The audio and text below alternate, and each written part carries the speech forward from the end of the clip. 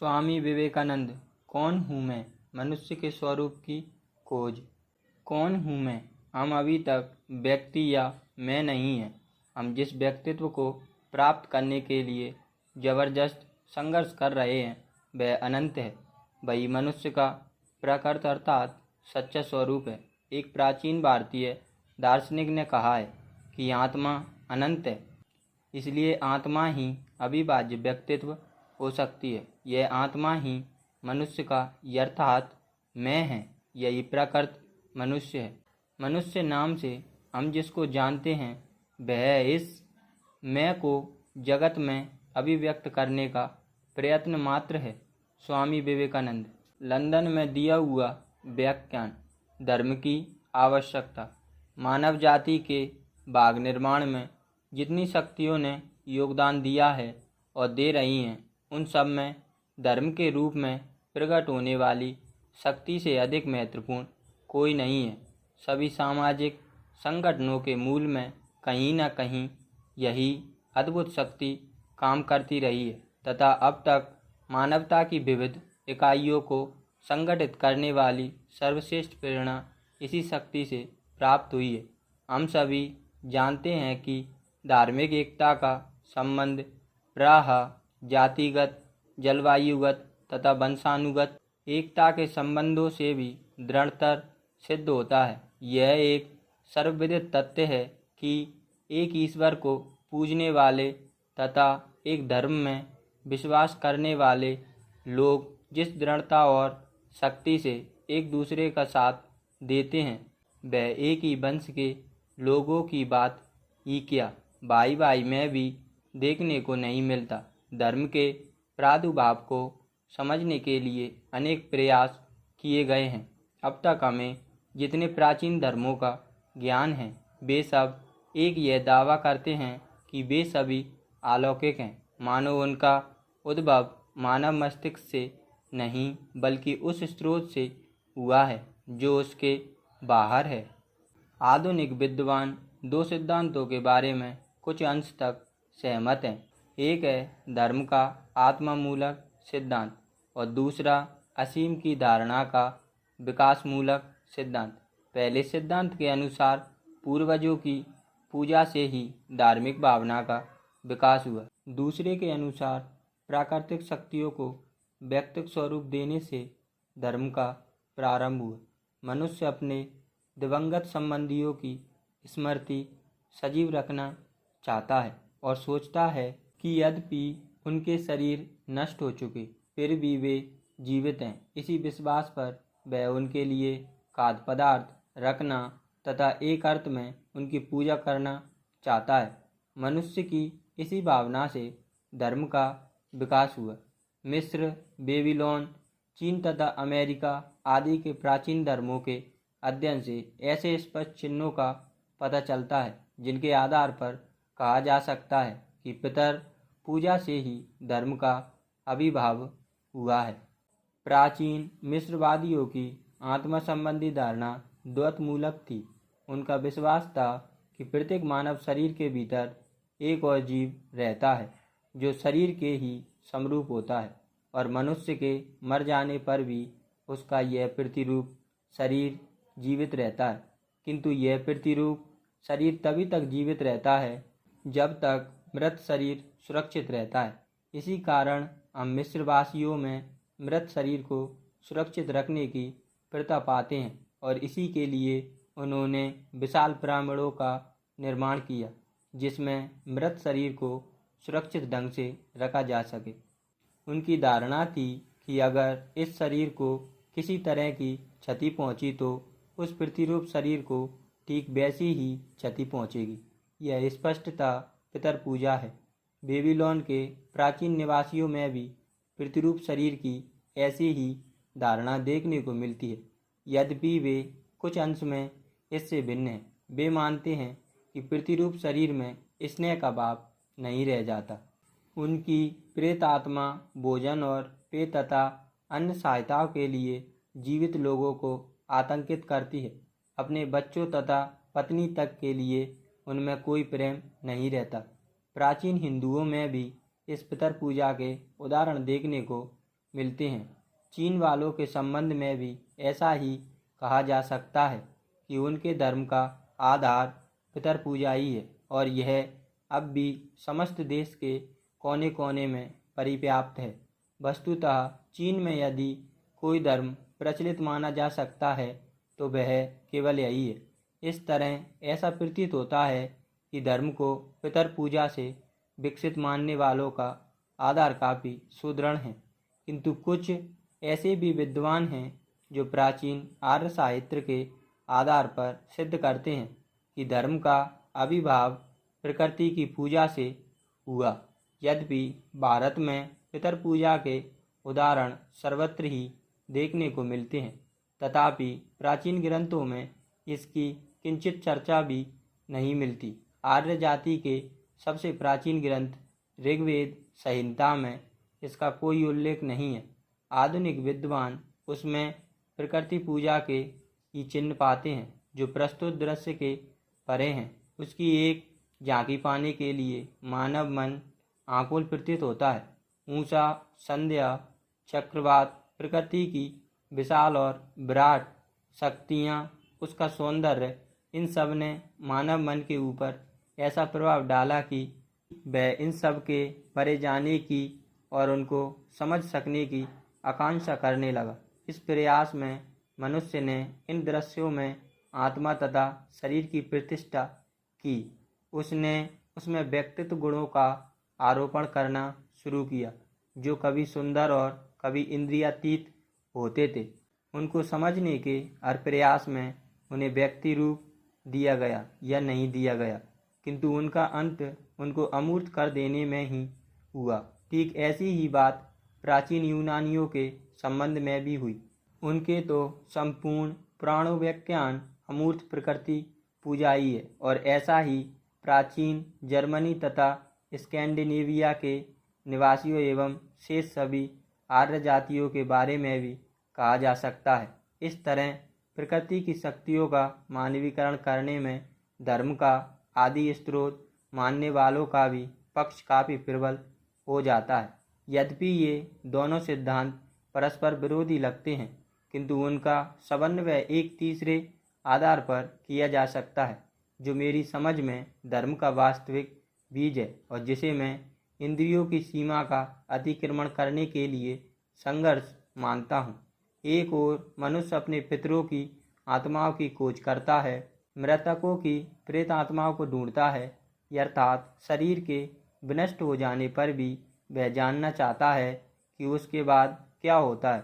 दूसरी ओर मनुष्य प्रकृति की विशाल दृश्यावली के पीछे काम करने वाली शक्ति को समझना चाहता है।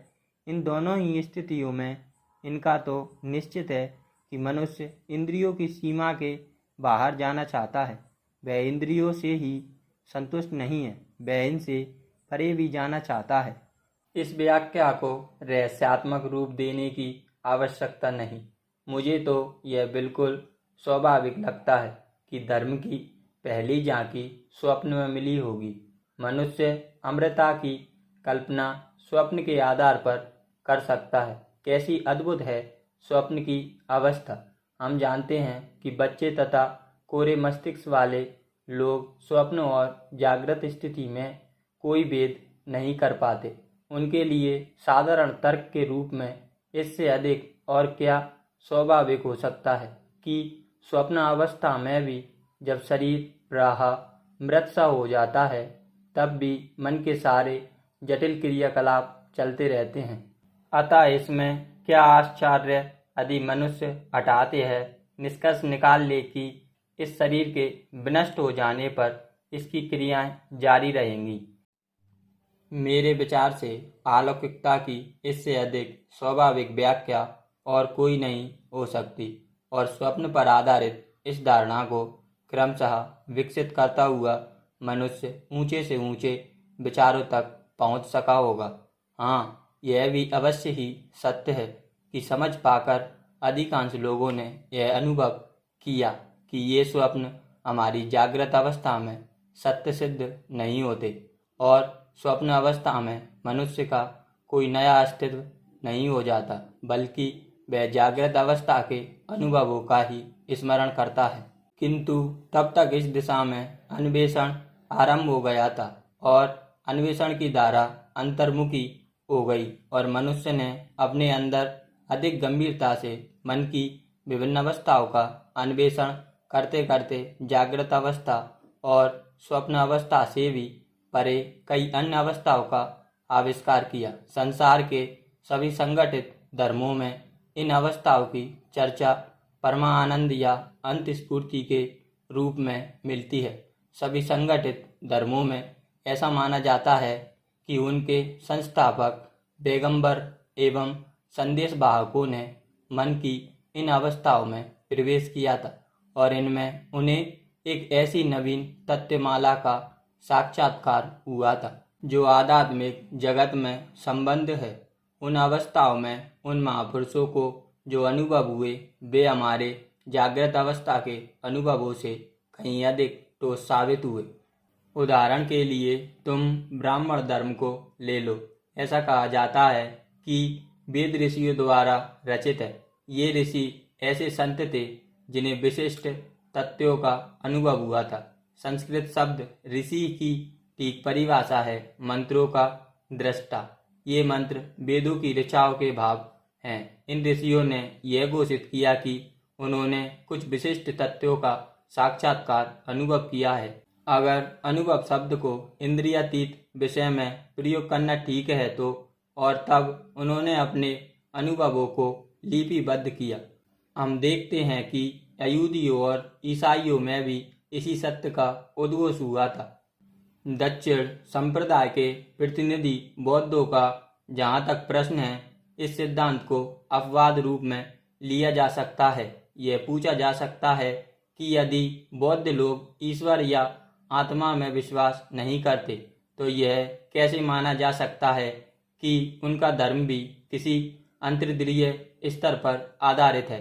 इसका उत्तर यह है कि बौद्ध लोग भी एक शाश्वत नैतिक नियम धर्म में विश्वास करते हैं और उस धर्म का ज्ञान सामान्य तर्कों के आधार पर नहीं हुआ था, वरन बुद्ध ने अंतर्दृष्टीय अवस्था में इसका आविष्कार किया था।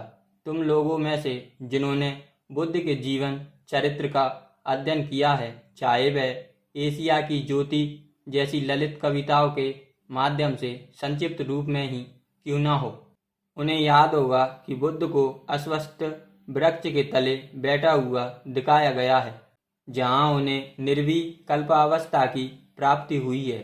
उनके सारे उपदेश इस अवस्था से ही प्रादुर्भूत हुए, ना कि बौद्धिक चिंतन से। इस प्रकार सभी धर्मों ने यह एक अत्यंत महत्वपूर्ण सिद्धांत प्रतिपादित किया कि मनुष्य का मन कुछ खास क्षणों में इंद्रियों की सीमाओं के ही नहीं, बुद्धि की शक्ति के भी परे पहुंच जाता है। उस अवस्था में वह उन तत्वों का साक्षात्कार करता है जिनका ज्ञान ना कभी इंद्रियों से हो सकता था और ना चिंतन से ही।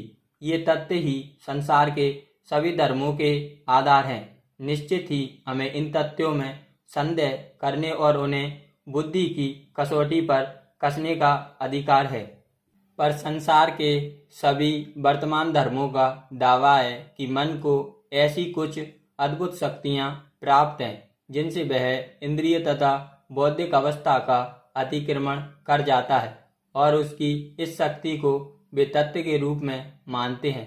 धर्म के इन तत्वों से संबंधित दावों की सत्यता पर विचार करने के अतिरिक्त हमें इन सारे तत्वों में एक समानता मिलती है। ये सभी तत्व भौतिक शास्त्र के स्थूल आविष्कारों की तुलना में अति सूक्ष्म हैं। सभी प्रतिष्ठित धर्मों में वे एक शुद्धतम अमूर्त तत्व का रूप ले लेते हैं। यह रूप या तो एक सर्वव्यापी सत्ता, ईश्वर कहा जाने वाला एक अमूर्त व्यक्तित्व अथवा नैतिक विधान होता है, या समस्त भूतों में अंतर्व्याप्त किसी अमूर्त सार तत्व का रूप। आधुनिक युग में भी जब मन की अंतर्दृष्टीय अवस्था की सहायता लिए बिना ही धर्मोपदेश देने का प्रयास किया गया तो उसमें भी पुराने धर्मों के अमूर्त भावों की ही सहायता ली गई, भले ही उनको नैतिक विधान, आदर्श मानव आदि नाम दिए गए हों। जिससे सिद्ध होता है कि वह अमूर्त भाव इंद्रिय गोचर नहीं है। इसमें से किसी ने कभी एक आदर्श मानव को देखा नहीं है, फिर भी हमसे कहा जाता है कि उसकी सत्ता में विश्वास करो। हम में से किसी ने आदर्शतः पूर्ण मानव को देखा नहीं, फिर भी उस आदर्श में विश्वास किए बिना हम आगे नहीं बढ़ सकते। इस तरह इन सभी धर्मों का निर्णय यह है कि एक आदर्श अमूर्त सत्ता है जो हमारे सम्मुख एक व्यक्त अथवा अव्यक्त सत्ता किसी विधान या सत्य सार तत्व के रूप में प्रयुक्त किया जाता है। हम सतत उस आदर्श तक अपने को उठाने का प्रयास कर रहे हैं। प्रत्येक मनुष्य के सामने वह जो भी हो, जहाँ भी हो, एक अपरिमित शक्ति वाला आदर्श रहता है। प्रत्येक मनुष्य के सामने सुख का प्रतीक कोई आदर्श रहता है। हमारे चारों ओर जो अनेकानेक कार्य हो रहे हैं, उनमें से अधिकांश अपरिमित शक्ति अथवा अपरिमित आनंद के आदर्श के निमित्त ही किए जा रहे हैं। पर कुछ लोग ऐसे होते हैं जिन्हें शीघ्र ही यह पता चल जाता है कि असीम शक्ति के लाभ के निमित्त ये प्रकाश तो वे कर रहे हैं, किंतु उनको इंद्रियों के द्वारा कोई नहीं प्राप्त कर सकता। दूसरे शब्दों में उन्हें इंद्रियों की सीमाओं का ज्ञान हो जाता है। वे समझ जाते हैं कि ससीम शरीर से असीम की प्राप्ति नहीं हो सकती। माध्यम में असीम की अभिव्यक्ति असंभव है और देर सवेरे मनुष्य को इस तथ्य का ज्ञान हो ही जाता है और तब वह अपनी सीमाओं के भीतर असीम को पाने का प्रयास त्याग देता है। प्रयास का यह परित्याग ही नैतिकता की पृष्ठभूमि है। त्याग पर ही नैतिकता आधारित है। त्याग को आधारशिला माने बिना किसी नैतिक विधान का प्रचार कभी नहीं हो सका। नैतिक शास्त्र सदा कहता है मैं नहीं तू। इसका उद्देश्य है स्वयं नहीं निस्वय। इसका कहना है कि असीम सामर्थ्य अथवा असीम आनंद को प्राप्त करने के क्रम में मनुष्य जिस निरर्थक व्यक्तित्व की धारणा से चिपटा रहता है उसे छोड़ना पड़ेगा। तुमको दूसरों को आगे करना पड़ेगा और स्वयं को पीछे। हमारी इंद्रियां कहती हैं अपने को आगे रखो, पर नीति शास्त्र कहता है अपने को सबसे अंत में रखो। इस तरह नीति शास्त्र का संपूर्ण विधान त्याग पर ही आधारित है। उसकी पहली मांग है कि भौतिक स्तर पर अपने व्यक्तित्व का हनन करो, निर्माण नहीं। वह जो असीम है उसकी अभिव्यक्ति इस भौतिक स्तर पर नहीं हो सकती। ऐसा असंभव है, अकल्पनीय है। इसलिए मनुष्य को असीम की गहनतर अभिव्यक्ति की प्राप्ति के लिए भौतिक स्तर को छोड़कर क्रमशः ऊपर अन्य स्तरों में जाना है। इस प्रकार विविध नैतिक नियमों की संरचना होती है, किंतु सभी का केंद्रीयभूत आदर्श यह आत्मत्यागी है। अहंता का पूर्ण उच्छेदन ही नीति शास्त्र का आदर्श है। लोग आश्चर्यचकित रह जाते हैं यदि उनसे अहंता व्यक्तित्व की चिंता न करने के लिए कहा जाता है। जिसे वह अपना व्यक्तित्व कहते हैं उसके विनष्ट हो जाने के प्रति अत्यंत भयभीत हो जाते हैं। पर साथ ही ऐसे ही लोग नीति शास्त्र के उच्चतम आदर्शों को सत्य घोषित करते हैं। वे क्षणभर के लिए भी यह नहीं सोचते कि नैतिकता का समग्र चित्त देह और विषय व्यक्ति का उच्छेदन है, ना कि उसका निर्माण।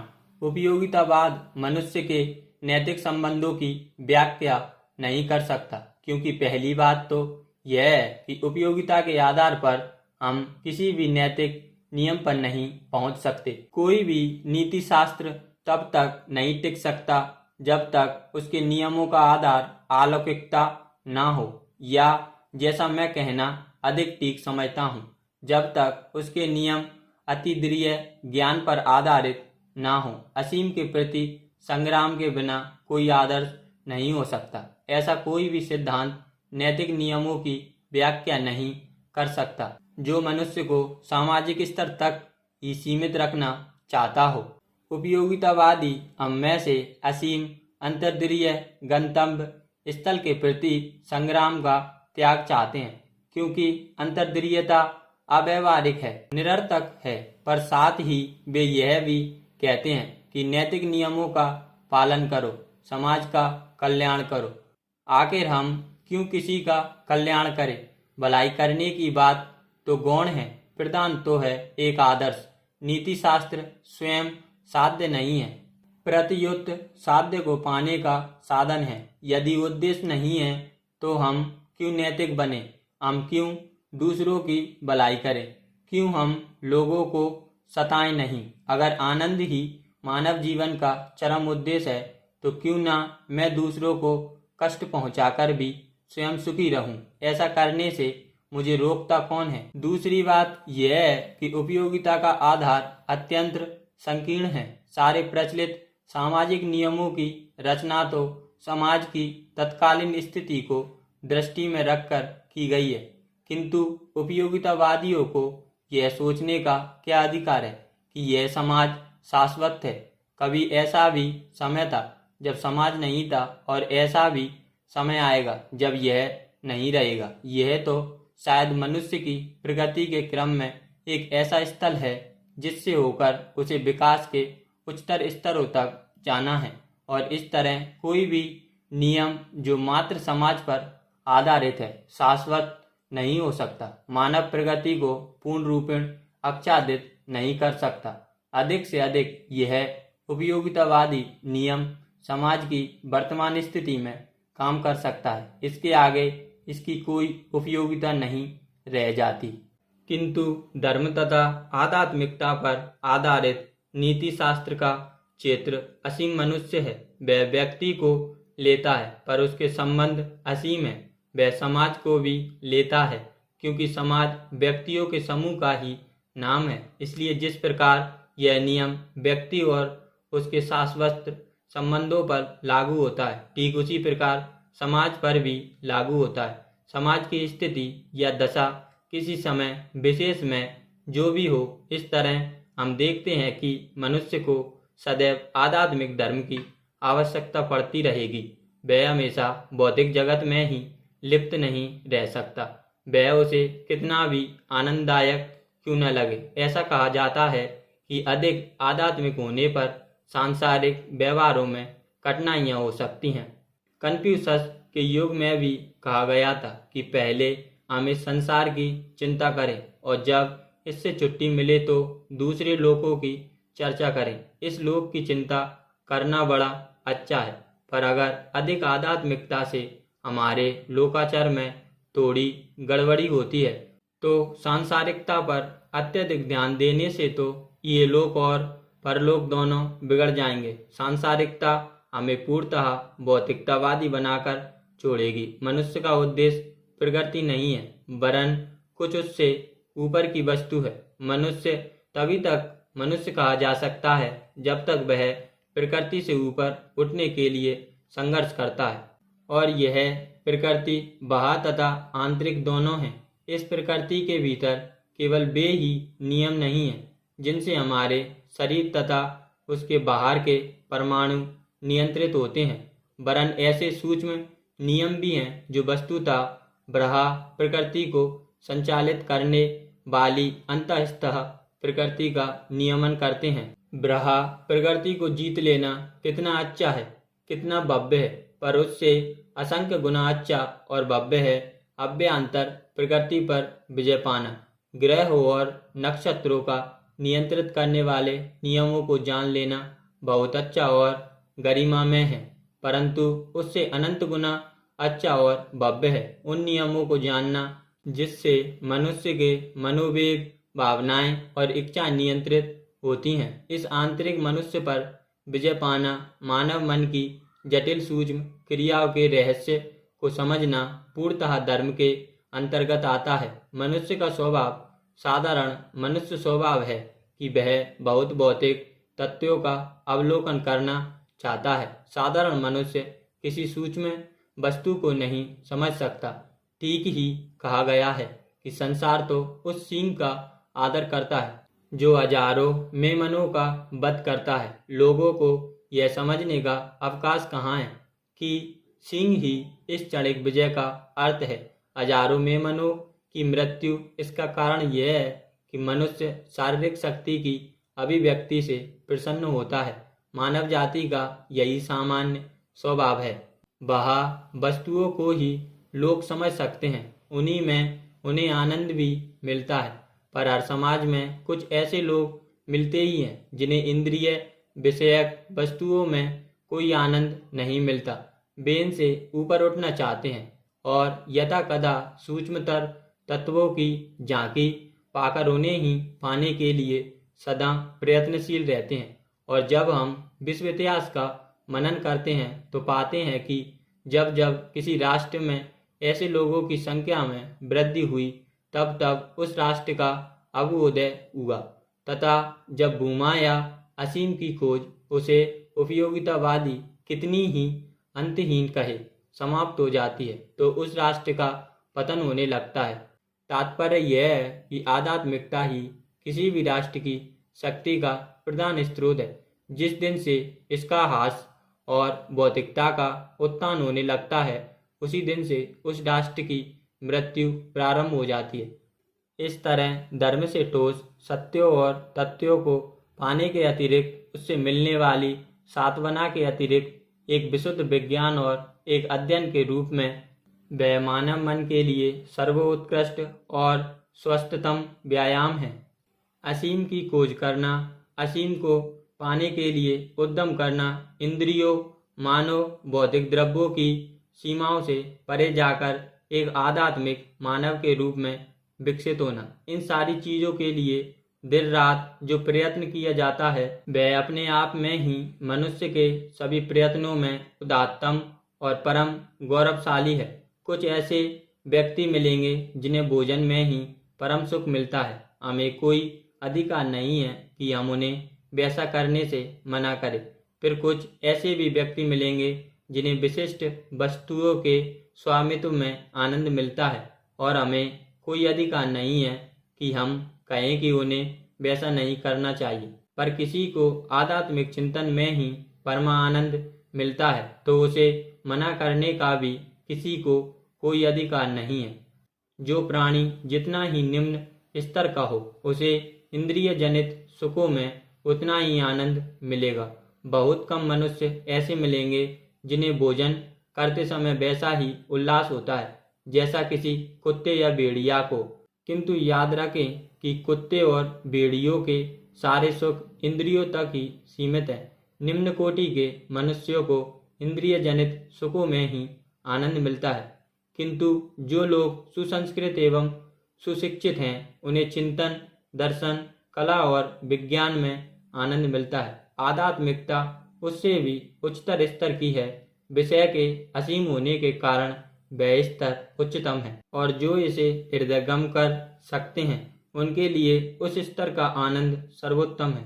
इसलिए अगर शुद्ध उपयोगितावादी दृष्टिकोण से भी आनंद की प्राप्ति ही मनुष्य का उद्देश्य है तो भी धार्मिक चिंतन का अभ्यास करना चाहिए, क्योंकि उसी में सर्वोत्तम सुख है। इस तरह मुझे तो ऐसा लगता है कि एक अध्ययन के रूप में भी धर्म अत्यंत आवश्यक है। अब हम इसके परिणामों पर विचार करें। मानव मन के लिए यह सबसे बड़ी प्रेरक शक्ति है। जितनी शक्ति हमें आध्यात्मिक आदर्शों पर चलने से आती है उतनी और किसी से नहीं। जहाँ तक मानव इतिहास का प्रश्न है, हम लोगों के लिए सुस्पष्ट है कि बात ऐसी ही रही है और धर्म की शक्तियाँ मृत नहीं है। मैं यह नहीं कहता कि केवल उपयोगितावादी आधार पर मनुष्य नैतिक और अच्छा नहीं हो सकता। केवल उपयोगिता के स्तर पर भी पूर्णतः स्वस्थ, नैतिक और अच्छे महान पुरुष इस संसार में हुए हैं।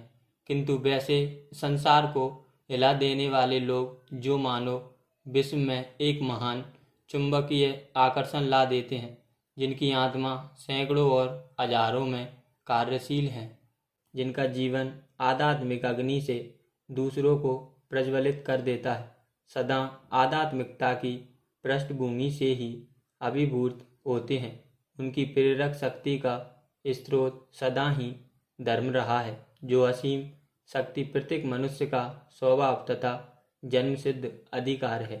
उसके साक्षात के लिए धर्म सर्वश्रेष्ठ प्रेरक शक्ति है। चरित्र निर्माण, शिव और महत्व की शक्ति, स्वयं तथा विश्व की शांति की प्राप्ति के लिए धर्म ही सर्वोपरि प्रेरक शक्ति है, अतः उसका अध्ययन इस दृष्टि से भी होना चाहिए।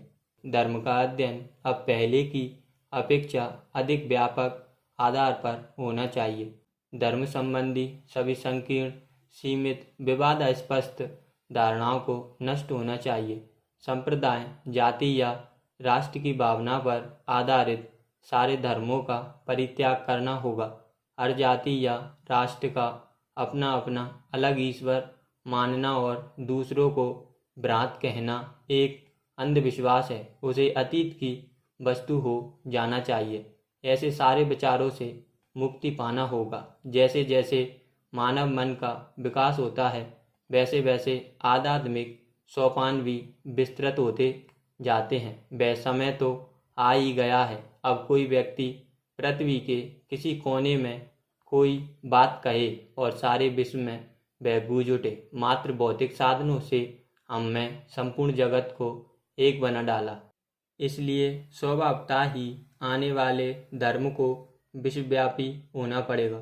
भविष्य के धार्मिक आदर्शों को संपूर्ण जगत में जो कुछ भी सुंदर और महत्वपूर्ण है, उन सबको समेट कर चलना पड़ेगा और साथ ही भाव विकास के लिए अनंत क्षेत्र प्रदान करना पड़ेगा। अतीत में जो कुछ भी सुंदर रहा है, उसे जीवित रखना होगा। साथ ही वर्तमान के भंडार को और भी समृद्ध बनाने के लिए भविष्य का विकास द्वार भी खुला रहना होगा। धर्म को ग्रहणशील होना चाहिए और ईश्वर संबंधी अपने आदर्शों में भिन्नता के कारण एक दूसरे का तिरस्कार नहीं करना चाहिए। मैंने अपने जीवन में ऐसे अनेक महापुरुषों को देखा है जो ईश्वर में एकदम विश्वास नहीं करते थे, अर्थात हमारे और तुम्हारे ईश्वर में, किंतु वे लोग ईश्वर को हमारी अपेक्षा अधिक अच्छी तरह समझते थे।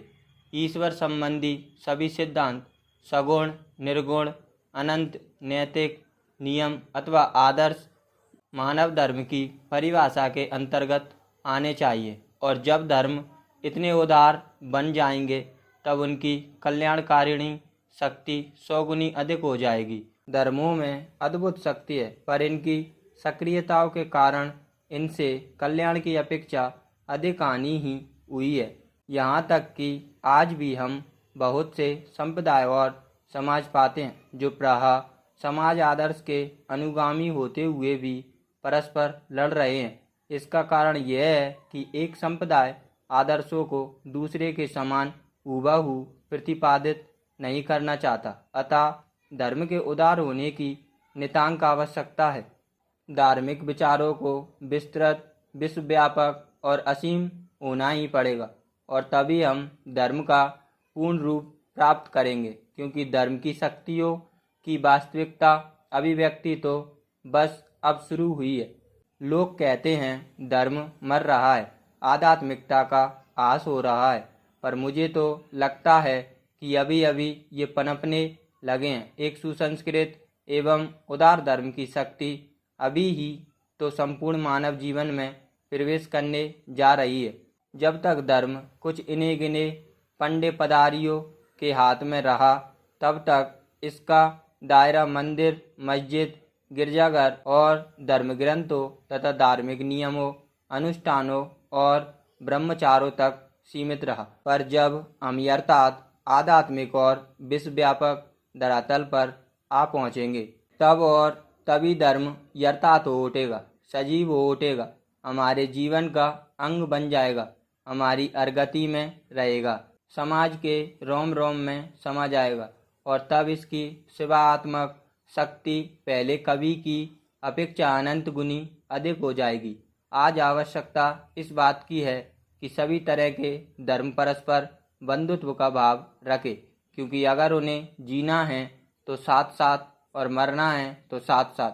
बंधुत्व की यह भावना पारस्परिक स्नेह और आदर पर आधारित होनी चाहिए, न कि संरक्षितशील प्रसाद स्वरूप किंचित शुभेच्छा की कृपण अभिव्यक्ति पर, जिसे आज एक धर्म अनुग्रह के भाव से दूसरे पर दर्शाते हुए पाया जाता है। एक और है मानसिक व्यापारों की अध्ययन जन धार्मिक अभिव्यक्तियाँ जो अभाग्यवश आज भी धर्म पर एकाधिकार का पूरा दावा रखती हैं, और दूसरी ओर है धर्म की वे अभिव्यक्तियाँ जिनके मस्तिष्क तो स्वर के रहस्यों में अधिक व्यस्त है, किंतु जिनके चरण पृथ्वी से ही चिपके हैं। मेरा तात्पर्य है तथाकथित भौतिक विज्ञानों से।